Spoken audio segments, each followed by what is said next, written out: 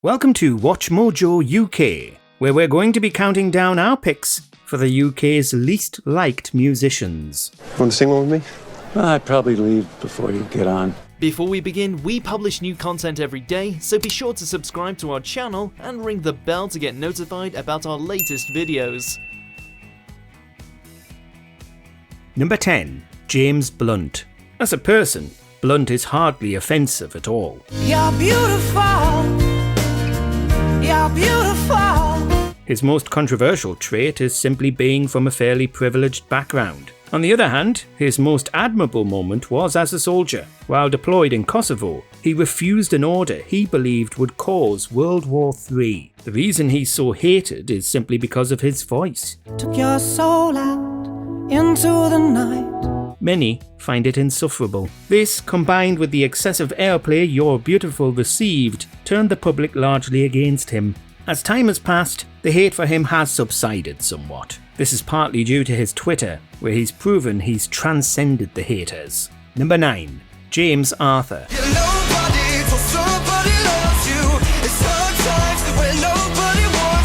The winner of the X Factor Series 9 was James Arthur in 2012. This gave him a huge boost in popularity, with his debut single selling millions. I know I needed you, but I never showed. His career was destroyed in November 2013 after his offensive diss track aimed at Mickey Worthless. This track included some shocking language, which resulted in widespread outrage. It got so bad, he got into arguments on Twitter with Matt Lucas and Frankie Boyle over it. A 2014 mixtape featured even more edgy lyrics, hampering his reputation further.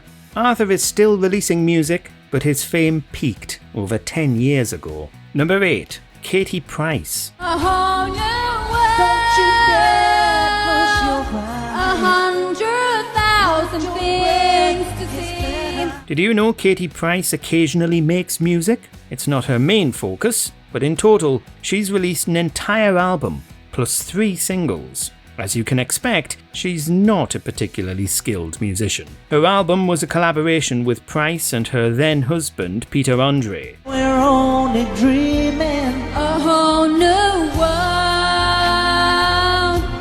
A dazzling place I never knew. It didn't make a huge splash, but it helped her become a competitor for the UK's Eurovision entry in 2005. She didn't make it through, however, likely due to her lackluster singing.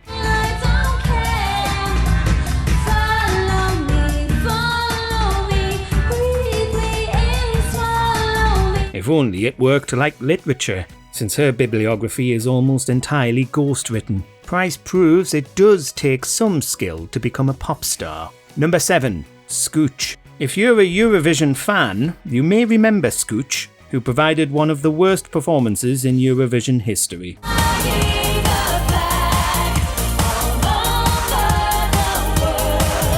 They were the UK's submission in 2007, which became an international embarrassment. It only received 19 points in total from Ireland and Malta. The latter voted mainly to protest regional bloc voting, rather than because they enjoyed it at all. Their career hasn't recovered since. Just be honest and straight from the start.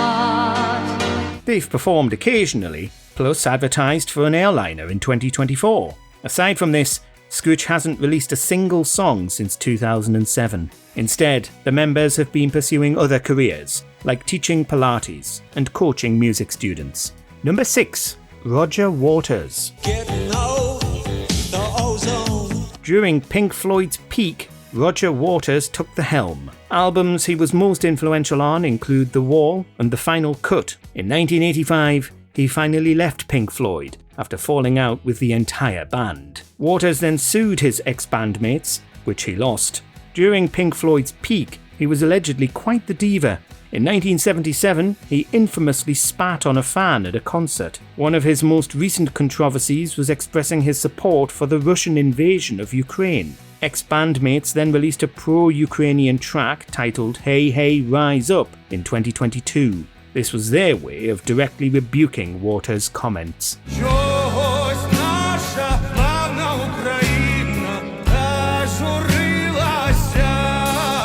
Number 5. Morrissey. I make this claim, now let me explain.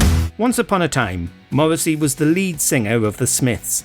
This eventually fell apart after drama between Morrissey and guitarist Johnny Marr. Since then, he's maintained a relatively successful solo career. He's also become strongly political, but some say he doesn't stick to one clear-cut ideology. 'Cause everything that you said rings true.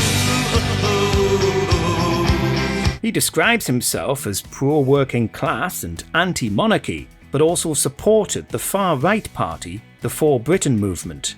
Outside of politics, he caused some friction with his views on vegetarianism, including when he suggested Jamie Oliver put one of his own children forward for human consumption due to promoting young meat in recipes. Plus, in 2010, when being interviewed by The Guardian, Morrissey called Chinese people a subspecies. He still has a lot of fans though, making him both hated and loved by the British public. Number 4.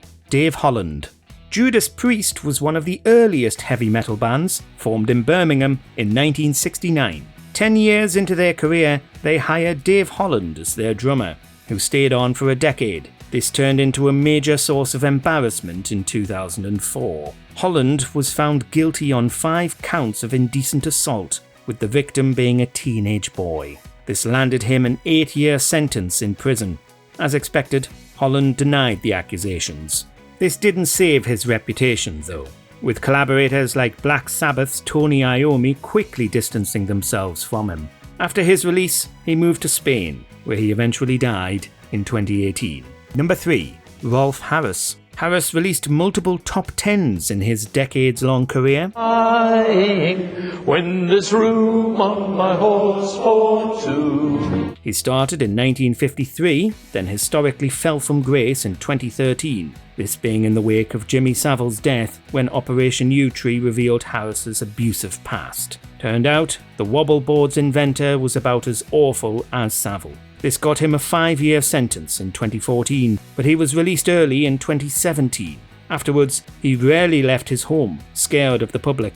Eventually, he died of throat cancer in 2023, aged 93. But his fall from grace was quite something. It was very, very big news here in the UK. In his career, he won loads of awards, which were all rescinded after the scandal.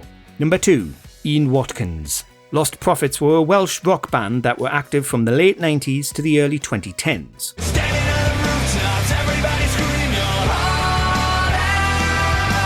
During their career, they released 5 studio albums and landed a few top 10 singles. This all came to an end when everyone learned how evil their singer was. He turned out to be extremely abusive in 2012. This got him sentenced to 29 years in prison, an incredibly long sentence, but one he deserved. Watkins has since gotten himself in trouble in the slammer. In 2018, he was found with a phone and had his sentence extended. In 2023, he was stabbed with a toothbrush by fellow inmates, who he owed hundreds to.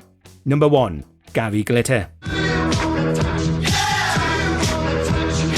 Few musicians live as diabolically as Gary Glitter has done. For decades, he's been in and out of prison in various countries. He had a few hits in the 70s, selling over 20 million records in total.